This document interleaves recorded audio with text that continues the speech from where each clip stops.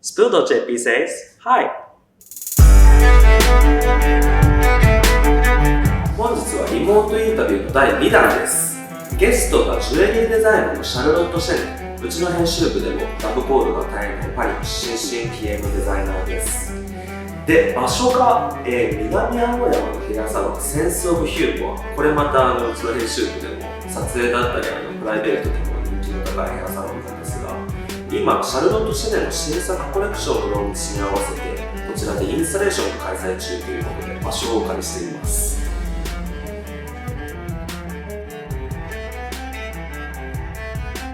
で、この後、リモートインタビューでシャルロットさんの取材、そしてこちらの代表のケンイチさんも交えてファッションとヘアとあとジュエリーの相関関係についてお話を聞ければと思っています。ではパリとズームをつないでみましょう。Yeah. How's the weather in Paris? Terrible, like rainy and cold. But I kind of like raining in Paris though. Kind of. I don't know. Like it's such a cliche, like midnight in Paris kind of situation. I don't know. I feel so stupid saying this.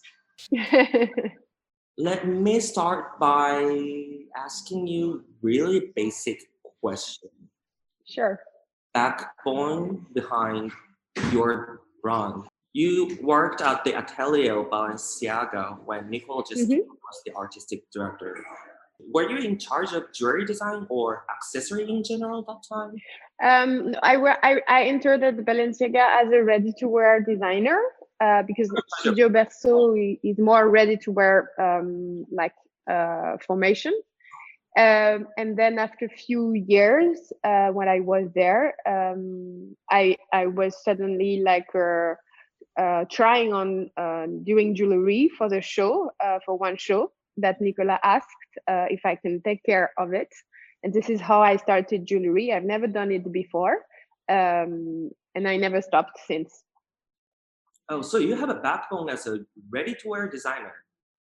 Yeah, and I still do ready-to-wear because, for example, after I quit Balenciaga, I've been doing freelance work designing ready-to-wear for Kenzo, Maison Kitsune, for like a couple of years. And then I launched my brand.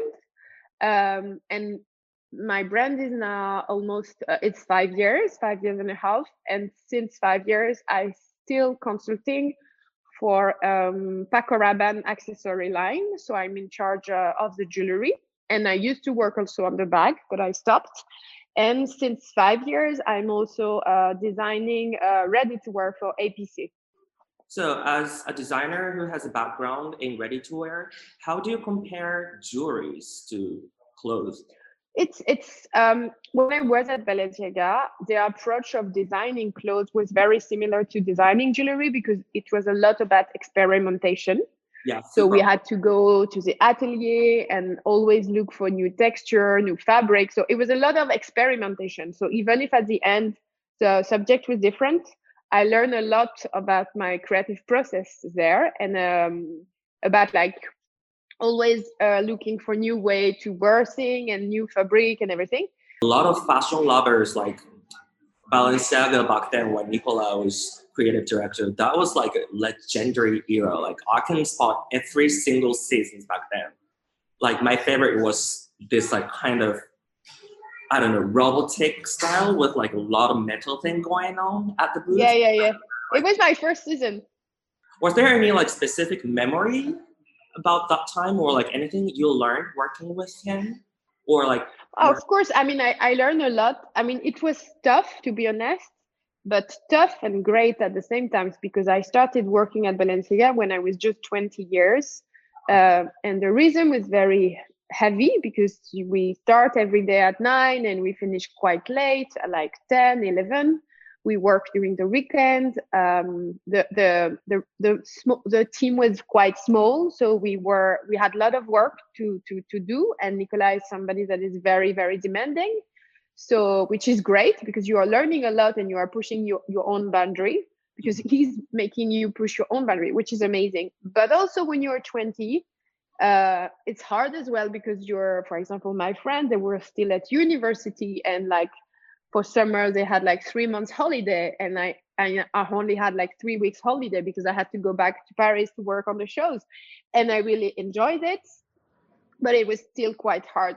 And after those years, you started your own brand in 2015. And Exactly. What made you decide focusing on jewelry? I think I'm a better jewelry designer than a ready-to-wear designer. I don't know. I really love ready-to-wear and I love doing it. But I feel like in French, you say like in the jewelry atelier and in the jewelry world, I feel so comfortable. So it was, I don't know, I had something to say personally in jewelry, and I never felt that for ready to wear, for example. So after I left Balenciaga, I was working for different brands as a freelance designer, only ready to wear. And I was missing jewelry so much. And I was complaining that I was not doing jewelry anymore. And then my friends, they say like, stop complaining, just like make your own jewelry and don't wait that people ask you to do it. And it was one of the best advice. And I remember very well. Of course, for example, Julien from Paco was one of the people to tell me like, move your ass and make your own brand. I remember seeing your creation like years ago, like this ear cuff. And my first impression was like, this almost looks like kinetic art object. And I felt like this was like ring or like anything else. And it turned out that this is ear cuff. Like this, right? I think so. Yeah. You can work with us. You can do it. And I was wondering like where this like unique shape comes from inspirationally. From here. I mean, I know, I'm very into like, of course, I'm very into like sculpture, and I'm very into art, and I'm very into like beautiful shape, even if it's a teapot or a fork or whatever. But I don't have a direct inspiration. For example, like I love Brancusi, but I've never done a Brancusi collection. So I don't have like direct inspiration. It's more like what's surrounding me and the mix, like the comical happening in my head, it's doing this. And also the fact that I don't sketch because I don't know how to sketch. I'm not a good sketcher. So I do with my hand. Okay. And this is, I go to a place with people helping me. It's called the atelier. And we worked on shape together, and we bend and we mold, and I try it on my hand, I try it on my ear. I take pictures, and then I look a lot at the picture. I draw on top of the picture, and you know, it's the way that I found to develop the collection.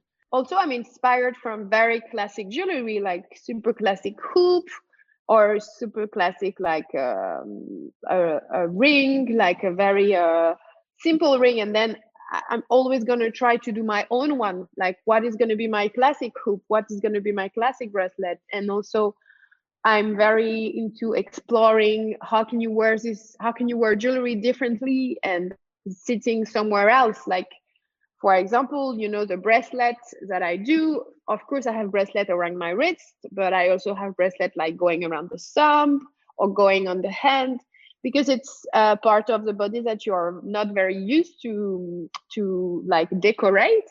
So this is also why I'm having fun, because I'm like exploring, and I feel when I'm having fun doing the creation and when I'm exploring, this is usually where I'm happy with the final result. Because I'm not saying I don't like classic piece from traditional house. Most of them are super beautiful and I really love it, but they already exist. So what's the point for me as a designer to repeat them? I like how you are like using jewelry as a platform to express your like, you know, kind of fashion, kind of aesthetic object.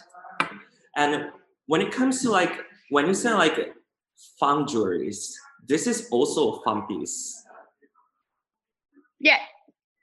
Like I found that like you can wear it anywhere, any way you want. What's fun is that very often people, they find a new way to wear jewelry that I haven't think about before. And it's very cool because I'm already thinking like, oh, you can wear it like this and like this. And then after a season or two, people come to me and they say, I wear this ring this way. And I'm like, Oh, I haven't think about it, but it's actually really cool. I feel that I don't wear that much jewelry because I often have like a pair of earring and maybe I have a ring or two and I have my bracelet, but you know, I'm not having like several rings together because it's not my style, like my personal style. But I see people like mixing my work with like other vintage ring or other brand ring, and I really like that people take on the jewelry and they make it them. You see what I mean? They make it personal. Now, can you tell me about your latest collection? The one you Yeah. make on colors? Mhm. I think this is the first time you really focused on color, isn't it? Yeah, I mean, I you know, the last year it was our 5th anniversary, and also it was the time at the COVID that we were all locked down. I had colors in my work for already like few seasons, but I didn't really find out how to do it well. I didn't want to add any like plastic or resin part. I already, yeah, for example, like few seasons ago, I already start to do a little bit of color with like blow glass, but it ended up being like very beautiful. But I was still looking for another like technique. And then we find this technique very classic, actually, that it's called NML. I was happy also to be able to wear a little bit of color but still with a big touch of metal. So it was a very, for example, there is this ring. I don't know if you see this ring, that it's red. Mm-hmm. And it's red and it's different color. Okay. So you see, for example, for me, it was very important that there is still a big presence of metal. Mixing gold for a very long time, and it's one of our signature. And now I like the fact that you can also mix gold with color or silver with color. So it's a new way to doing bicolor version. The colors are interesting too. I'm wearing one with like red animal, brown ivory, black, and there's also pink piece. Yeah. So there's two like color palette. Mm-hmm. The one you have was the skin and the brown. We call it the nude because it was more about like you can have like from like very light skin to very dark skin, but it was more like tonal on the skin. And for the other one, the one that you're wearing with the color, and it's more like pink and red and orange. It's more a clin d'oeil to like Yves Saint Laurent Rive Gauche, which is like I'm talking for Yves Saint Laurent Rive Gauche, like when Yves Saint Laurent was alive and he was like launching his brand. And I have so many blouses vintage from this area, and I really a vintage collector, especially for Yves Saint Laurent Rive Gauche. Yeah, like when I imagine your style, it's like super contemporary, like minimal, modern, urban, kind of, white shirt that you're wearing, like I mean. Style, but I had my different area. I don't wear that much my Saint Laurent vintage, but I have a few, and I don't want. I want to keep them, and I'm sure I'm gonna go back to them. But girls, they have like in fashion you have different area, and for 2 years you're gonna be minimal, and maybe in 2 years you're gonna see me like wearing like leather. So I don't know. Talking about the new collection, let's talk about the installation that you're holding at this hair salon, Sense of Humor, and let me welcome the director of this salon. Can you sign back here? Either of you to start how this collaboration started. It was my agent Yoshiko-san, who introduced us virtually together. Because usually I travel to Tokyo at least twice a year. Mm-hmm. And usually at that time of the year, I've been coming in November, beginning of December in Tokyo for like years, and also for during Sakura's season in March, April. And as you know, we couldn't travel. So we say, okay, it's too bad that we can't travel, but we should still find a way to do something, even if I cannot be here. And this is how it started. Yes, for me, this hair salon opened in last year April, and Also, we really wanted to make it the kind of, it's a bit unusual hair salon. So that's why our salon is 2 floors. One is a hair salon and one is a shop. And then shop is, we really wanted something collaboration with all the time with something kind of, the Kind of like a multi-purpose. Yeah, like, exactly. Kind of like place. But obviously the COVID-19 is pretty hard situations. But as our operation is now getting better, and then also the Yoshiko-san is asking me to, the Charlotte should be very interested to working with us. So that's, why not? I'm very big fan for you. So so that's a reason. I mean, it's such a perfect combination of like, 2 different cities, like kind of like audience for Charlotte Shene and audience for sense of humor lives in different cities, but shares kind of like similar aesthetic. I don't know, but I feel like so many French people and so many Japanese people are quite connected, and I feel it's 2 countries that connect very well. While there are a lot of things in common, I also find something like that quite different from Japan to France. For example, like hair, so many different like races and ethnicities. So like people, to me, like to respect their like their own hair, kind of, while Japanese people like to play a lot. Yeah. Like I was surprised hearing Kenichi said that in Paris, there's people doesn't ask for hairstylists for perm. Even Paris and London, even States. I think in no menus. Yeah, I mean, I never go. I go to the hairdresser like once a year or twice a year. She says same things. Yeah. I'm such a lazy person when it comes to hair. No, but it's true that I don't know. Yeah, also it's dependent on the culture. Like it's true that I don't know. I mean, I'm not a specialist, but I don't feel like hair is a big thing, and like hairstylist is a big thing in France, like it seems to be in Japan. I think like there's a lot of négligé. I don't know if it makes sense, but like négligé, it's a French word where basically you just wake up like this.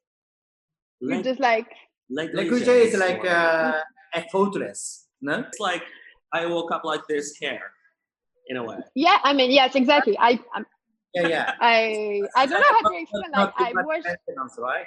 Sometimes effortless look is a lot of work for people. Exactly. Right. For example, if you have like curly hair and you have to have like straight, you need to cheat. But I feel like in France, girl, and I mean, it's a lot of effortless work, and specifically more to my family. Everybody has long hair. Like I have 3 boys, and everybody has long hair. Not like me, but like here. And everybody thinks they're a small girl.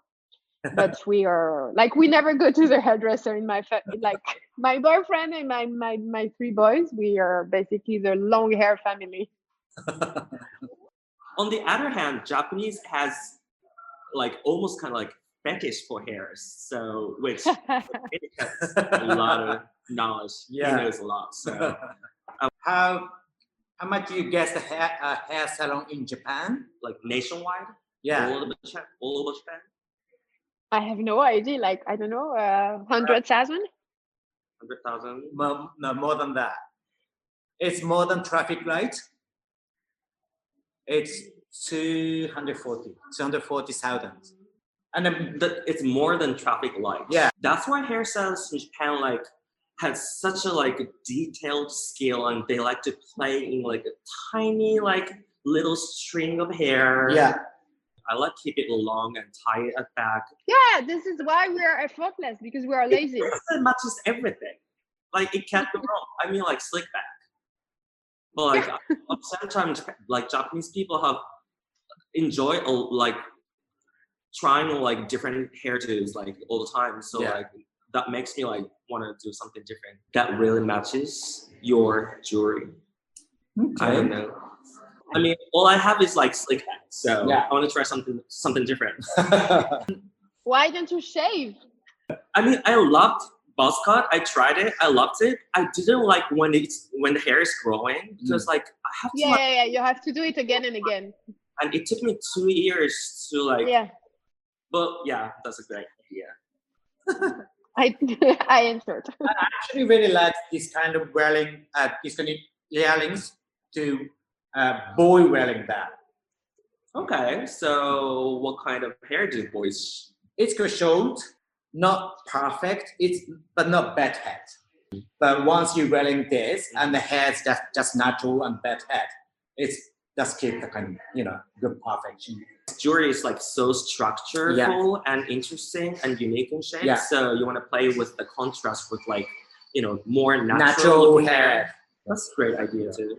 Thank you so much for your time. Thank you. No, you're very welcome. Thank you for having me. ありがとうございました。Bye bye. 取材の中でも話があったんですが、シャルロット・シェネのジュエリーってぱっと見どうつけていいかわからないものが多いんですよね。すごい不思議なフォルムのものが多くて、なので100分は1着にしかずということで、センスオブヒューモアのスタッフの方にも協力していただいてタッチ&トライをしたいと思います。どうぞ。